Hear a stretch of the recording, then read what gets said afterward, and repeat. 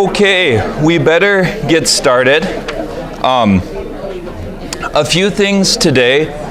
Just a note about some calendar things. Don't forget the Christmas party is a week from Thursday. I have been looking for some scone recipes and I have some ideas.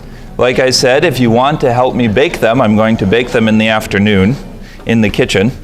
And there will be plenty of room. Scones, they don't look to be as tough as I thought they were, so it's going to be a little bit of a guess. I think I'm going to try making some before the weekend and see how it goes.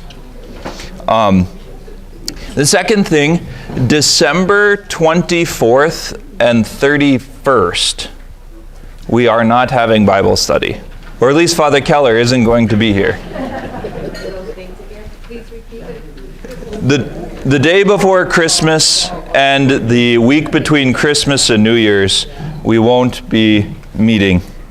Or at least, like I said, I won't be here. So I think it's this week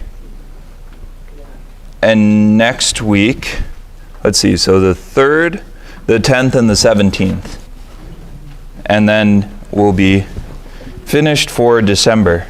Some people have asked a little bit, so the chapters, like I said, like when it says chapter 3 and then chapter 7, it doesn't mean everything between them necessarily, but it doesn't hurt you to just continue reading along and chugging along, because very often you do have to read things more than once and look at them and then read it again and let it sink in. I do the same thing. So there are those. And the article on martyrs, this is another one of those Catholic Encyclopedia ones. That's all free online. New Advent hosts the whole thing. It's out of copyright. And, you know, in print, it was, I don't know, it's almost a shelf full on a bookshelf. And the volumes are about that big a piece, and they each had more than 1,000 pages. So there's a lot of good stuff. I mean, you can read until your heart's content on some of those things.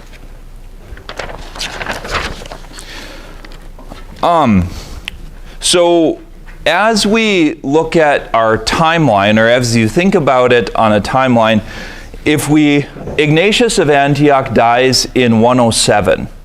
He was one that we covered last time, and we talked about St. Clement of Rome. I don't remember his dates exactly, but I think he was in the 80s or 90s AD. You'd have to look at that a little bit more.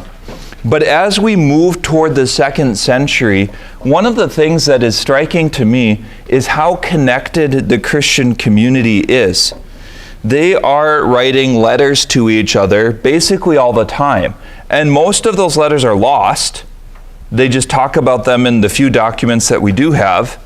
And they weren't included in the New Testament. One of the beautiful things about this time that you have to keep in the back of your mind is that writing is a costly enterprise.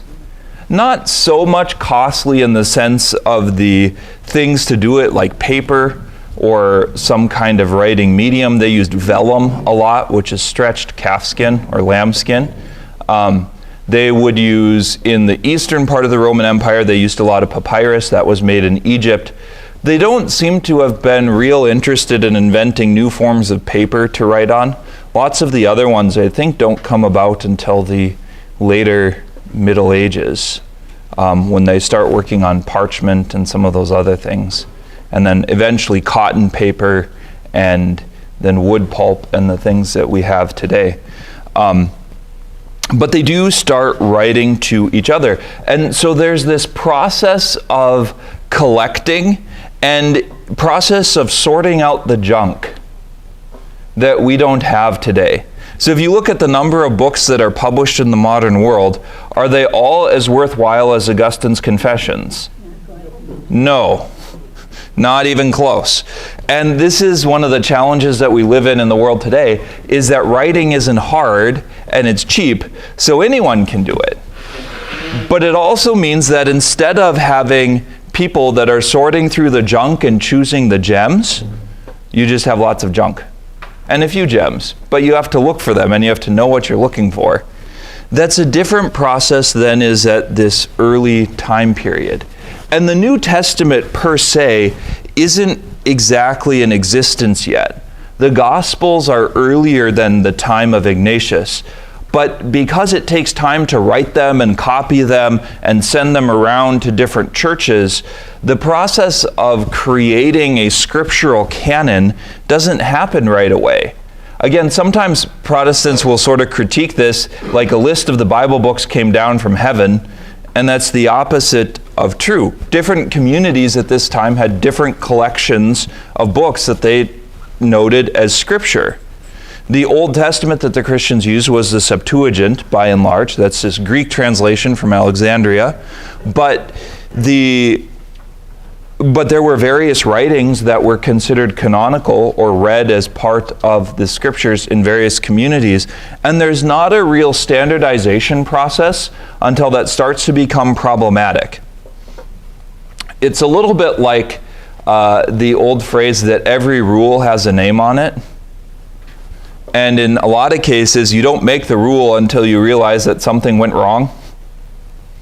You know, as parents, sometimes you get ahead of this, but usually you realize it too late. Like, oh, we're not going to do that again.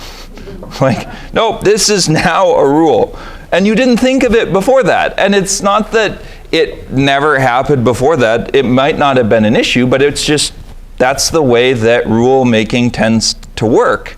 And the same thing happened in Christianity. They didn't write down a lot of questions and answers to them until much later, because people weren't asking those kinds of questions.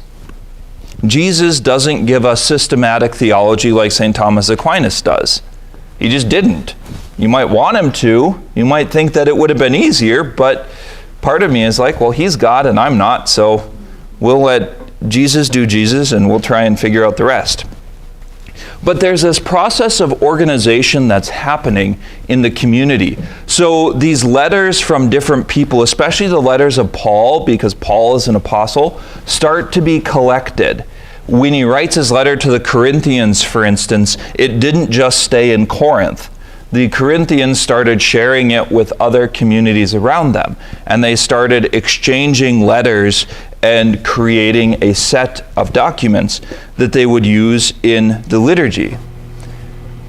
And about this time, we can note the development of a greater consciousness of being part of something. And this is a little bit weird in the ancient world, because people didn't travel so far from where they grew up, usually, although in a lot of cases, people traveled further than we give them credit for.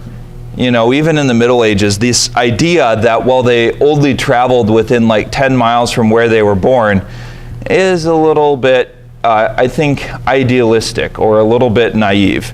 They didn't always travel far, that's true, because travel was difficult, but many of them traveled a bit further than our modern mind likes to think that they did. There's a little bit of minimization in there. But they didn't travel like we do now, at least by and large, although some of them traveled as far as any modern person does. I mean, St. Paul, you know, if you looked at the number of miles that he clocked in his journeys around the world, there's probably quite a few. But the Christians start to be conscious of something, that they are part of something that transcends national boundaries. If you remember, the Greeks were very big on that idea that to be Greek was like to be part of civilization and everyone else was barbarians. Christianity picks up on this a little bit, that there's a connection between people of faith that is across national boundaries.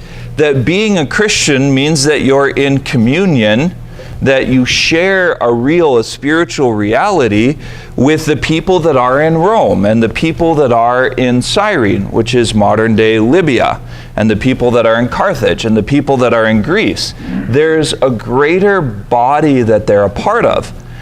And that idea is very unique. That idea is very much something that wasn't found in history before that in quite the same way. Because the Greeks and the Romans and the Spaniards, or the early Spaniards, or whatever you would call them, you know, all of these different groups of people, didn't consider themselves to be part of the same thing. At some point, they're kind of begrudging Romans, we could say that, but they don't have the same kind of consciousness of being part of something larger. And by and large, people probably didn't think too much about what we would call the globe, or the people that live on the other side of the world. The other side of the world wasn't very real because no one had been there, at least from the civilizations that were recording things. So they are part of something that transcends these national boundaries, and this community starts to gather around a bishop. They tend to have like a location like Corinth and a bishop. Remember that at this time they don't have a church, at least in any sense that we would recognize today. They might have a house where they meet, but the oldest churches we've ever found in history date from the middle of the 3rd century. So I would put it at like 120 years later than this early time. Now, some of that is because of the story of persecution that we're going to get into, but some of it is they just have a different consciousness and a different sensibility about it. But the bishop becomes sort of the keystone of the local community. The bishop as the successor of the apostles, the bishop is the one who celebrates the liturgy.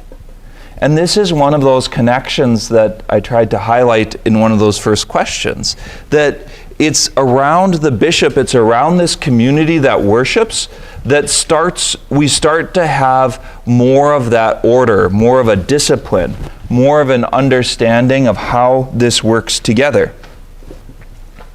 Because the bishop not only celebrated the liturgy, celebrated the Mass, we don't know I don't think we have a good idea of how extended it was outside of Mass. It's very, very likely, for instance, that they would celebrate some prayer services as well, but I don't think we have anything from this early time period that describes that in detail that I know of. By the time we get to the middle of the 2nd century, so like 150, and you start to get the writings of people like Irenaeus and St. Justin Martyr, by then we have a better idea of some of the things that they were doing. But at this period of time, writings are still few and far between outside of the New Testament. So, like, did they celebrate a liturgy of psalms? Probably. But which psalms did they use? I don't think we really know. The Egyptian monks, again in the 250s, are going to start claiming that they basically adapted temple services and reorganized a few things and developed what is now called the Liturgy of the Hours that priests and deacons pray. So there's parts of it that are very old, but it's less exacting. Like, we don't have a liturgy book from this time period that says, like, okay, on December 3rd, you'll celebrate St. Francis Xavier. He won't live for 1,300 years or 1,400 years, but that's when you celebrate him. Like, not so much. They also start to develop the sense that being a Christian implies that there are responsibilities. You have a responsibility, like there's a duty. So you have freedom, which is being exercised in communion with God and part of the body of Christ. But freedom implies responsibility. Because you are a child of God, because you are called by grace, because you are redeemed, you have the responsibility to live in a certain way. Those two things go together. So if you think about the liturgy at this time, it seems to have been mixed with a common meal, and you can't tease out exactly what happened. It's like the Christian community would get together and they would eat a meal. And we know that it was a meal because they start making rules about what you can bring to the meal and what you can't bring to the meal and those kinds of things. They start saying, like, this isn't public decorum. You can't have the rich people all on one side of the room and the poor people all on the other side of the room. Like, that's a violation of what we stand for. So they start making rules about a meal, which again, you'd have to argue they're making rules about a meal because those things were already happening. There were these divisions. So they did eat, they often called it an agape meal. So a love meal, a love feast. They take that word directly from Jesus. This is something that is really profound as well, because Christianity, one of the big things about it is that it cut across class boundaries in ancient Roman society, in ancient societies in general. Rich, poor, free, slave, wealthy, all of that, you were part of the same community. You were part of the same communion. You were equally called to holiness and to grace. And Christianity didn't seem to care too much how much money you had. That's very, very alien to this world. That's very, very alien to their experience in society. There were a lot of hard distinctions. If you weren't born in the nobility, the patrician class, there were all kinds of jobs that you could never do. It didn't matter. If you were born as a woman and not a man, there were all kinds of things you couldn't do. Didn't matter. That's just the way that society was. That was accepted by and large. So there was this common meal. They ate together. They had some kind of celebration. And in the midst of that, they start to proclaim, they start to hear the writings that start to form the basis of the scriptures. So they become particularly fond of the writings of the apostles, and this is the foundation of the New Testament. After the readings, the presider, the bishop usually, or the presbyters, these elders that assist the bishop, would give some kind of exhortation, a homily, a sermon, whatever you want to call it, that kind of thing, to try and apply the scriptures to the lives of the hearers. They would then have a time of intercession for the whole Christian community. They would offer their prayers to God. This is probably a lot less organized than it is now, a lot less formal. In some sense, I would say a good sign of a healthy community would be if you didn't have to have as much organization of the prayers of the faithful or the petitions in the liturgy. If people were formed in a way where you knew how to say them well in a way that applied to everyone, there's a beauty to it that people from the community would offer prayers, kind of like we did for Pat this morning. That was a part of their this early liturgy. They would then offer bread and wine. You'll note that there is no way that you could talk about fasting before you receive Holy Communion in the midst of a common meal. That comes later. That's a part of a discipline that develops over time. And also at this time, they did not have nice little stamping machines that made little hosts that don't make a lot of crumbs. They would have had substantial bread. For a large part, it seems like they would have been using basically Jewish matzo. It's just wheat flour and water. So like stuff that irritates the modern conscience, like crumbs, don't seem to have been the biggest concern. And that's not to say that the modern concern is bad or that the ancient one is better. It's just that practice develops over time. It's a reflection on the presence of Christ. They also don't have tabernacles right away. That only develops later in the bringing communion to the sick. That's where tabernacles start. And then Christians kind of decide that they like them, and then tabernacles start spreading to lots of other places. But at this early time, it was kind of the one liturgy and that was it. And probably a liturgy that was celebrated on Sunday at some point, maybe late on Saturday evening. They would mix wine with water. And this is something that the modern world has kind of forgotten. In the ancient world, you should know that water wasn't all that healthy to drink in lots of places. There's all kinds of problems with water because it can get stuff in it. They don't have good ways, like they don't have good filters, for instance, to get the dirt out. They would build wells and they would line them with stones or sometimes with cement to try and keep the dirt out. But, you know, if the leaves fell in the well and you put down your bucket to get some water, you might have some leaves in it. Now, you wouldn't drink them, but the people had this consciousness that water sometimes made them sick. And so it was actually more common to have some kind of fermented beverage like wine or beer, because that would kill some of the bacteria and some of the mold and other things that could be in water that were bad for you. It's also the case that most of this world lives in places that are very, very warm, and liquids evaporate. So when they made wine, they would save it in wine skins, like they would flip an animal's stomach.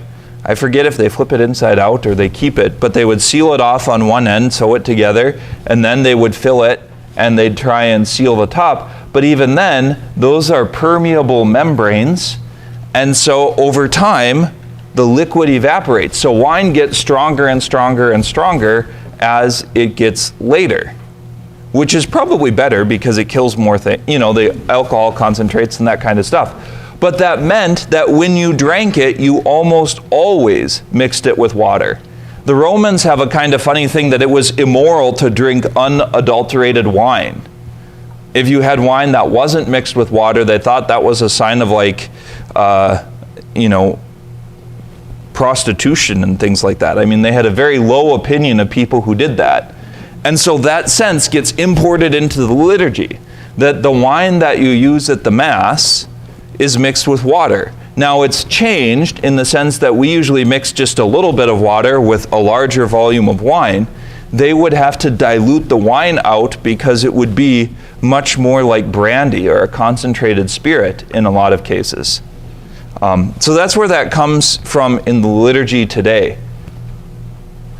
Now, it gets spiritualized later, and there's this neat little prayer about like coming to share in the divinity of Christ who humbled himself to share in our humanity. That's the prayer, and that's a beautiful thing.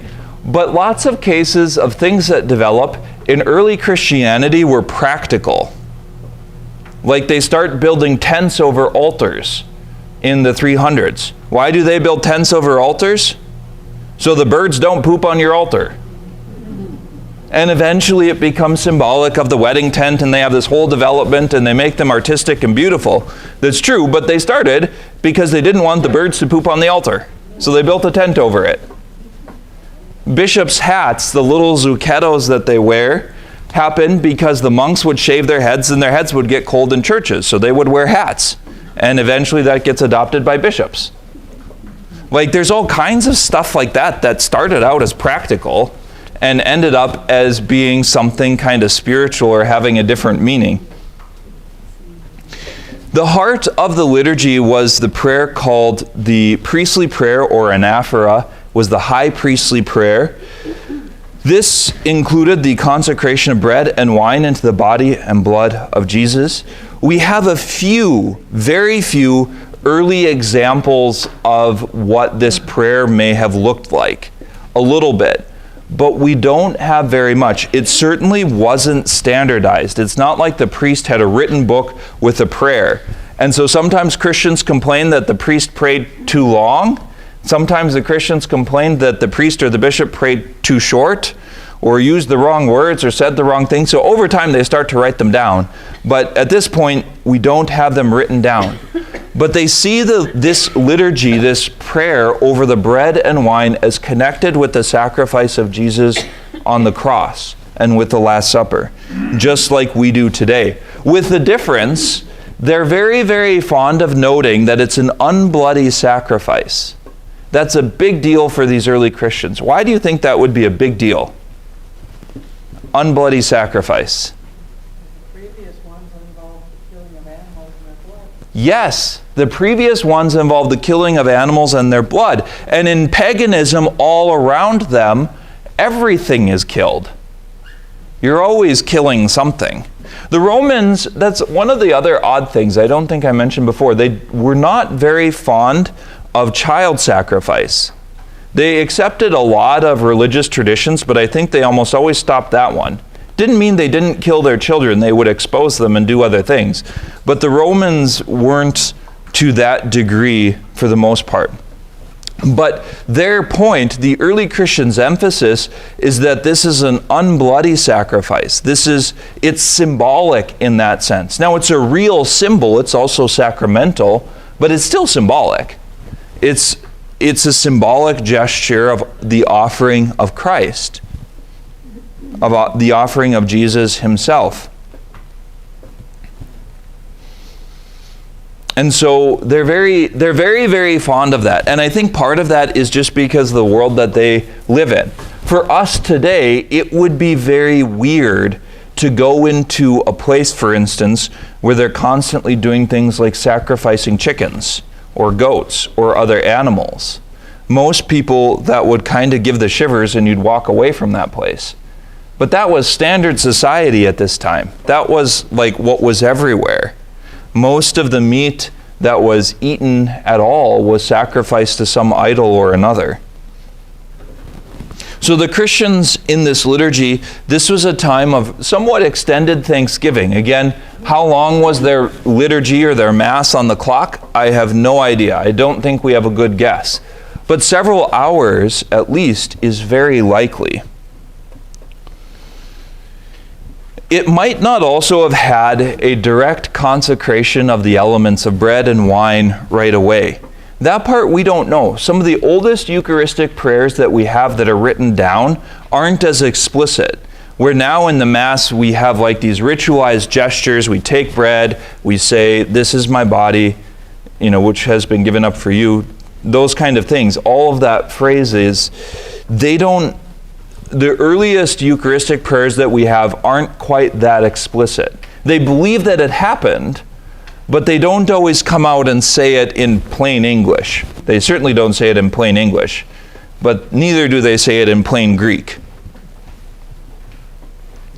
But this is kind of the beating heart of Christian life. The community gathered on Sunday or Saturday to celebrate this liturgy, and that was a formal part of what they did. Now, what happened the rest of the week? That's one of the good questions that I was trying to find some more answers to, and as nearly as I could tell, we don't know. We do know that they started some kind of catechesis program for people that wanted to convert. We talked about the discipline of the secret last time. So if you weren't part of the community, there were a lot of events, like if you weren't baptized yet, you probably couldn't participate in this agape meal and the Mass at all. They wouldn't even tell you about it until after you were on this process toward being baptized. They have a discipline around it. And part of it, a huge part of it, is because of this next major topic, which is persecution.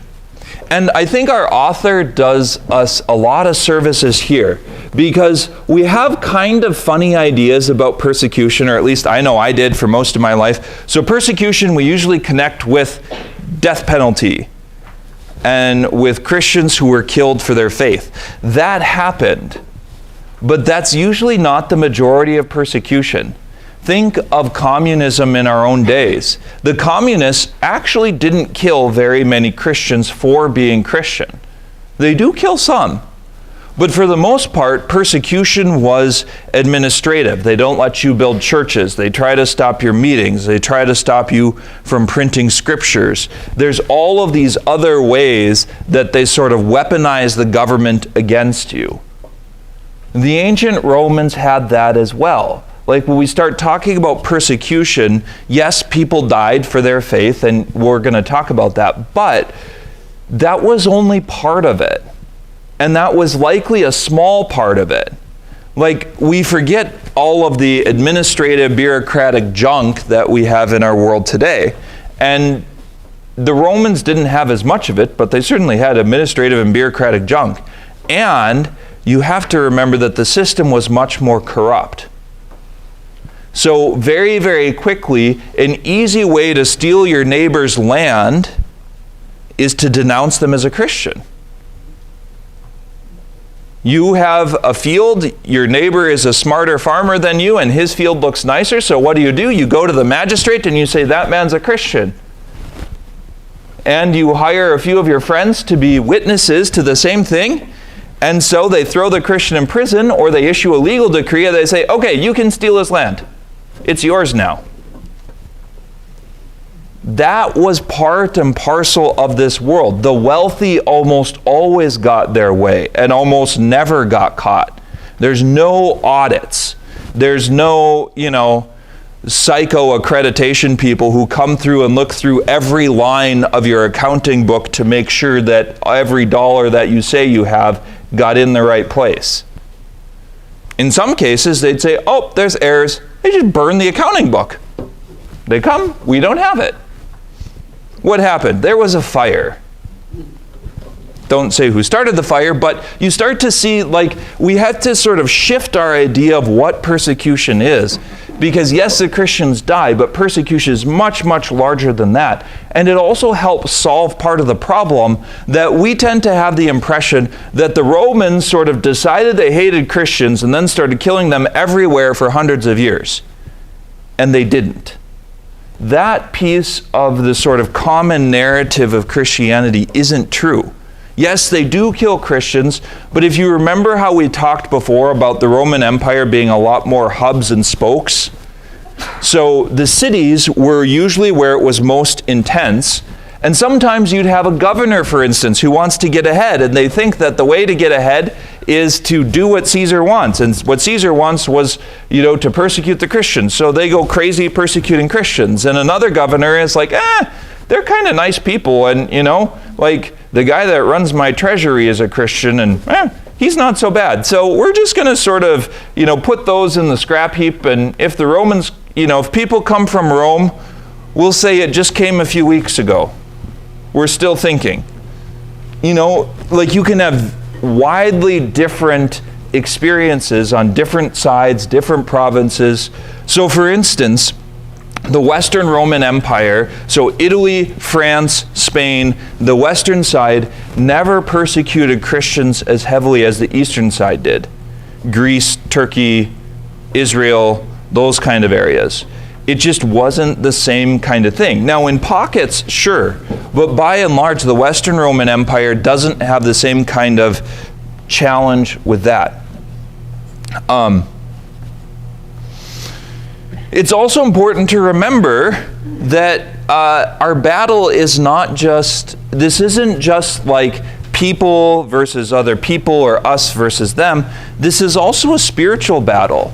Satan doesn't want the religion to spread. And just like we have modern temptations around all kinds of things, there were ancient temptations around this as well.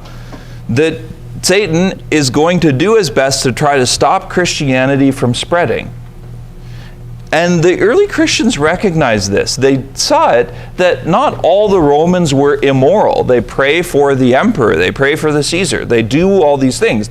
Peter talks about paying taxes to Rome, even though by that point, Rome was likely beginning the first persecutions of Christians. And Peter still says, pay your taxes. He says it plainly. It's in the New Testament. Sorry,